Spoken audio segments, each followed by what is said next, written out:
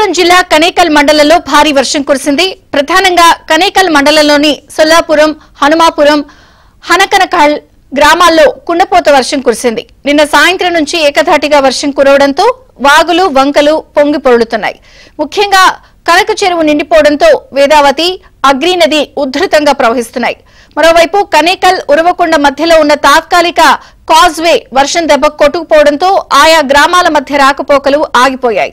మంగళవారం రాత్రి బస్సులు సైతం ఇరుక్కుపోవడంతో ప్రయాణికులు తీవ్ర ఇబ్బందులు పడ్డారు.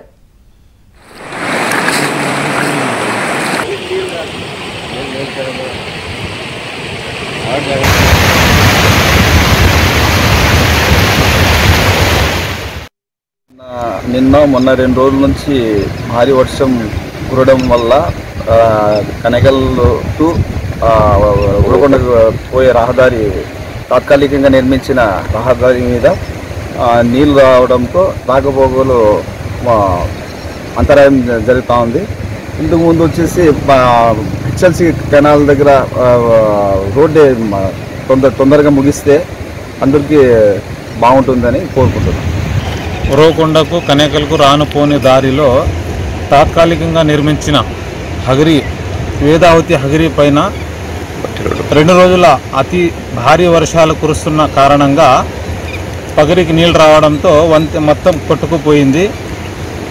హెచ్ఎల్సి బ్రిడ్జి పక్కన ఉన్న ప్రధాన బ్రిడ్జి తొందరగా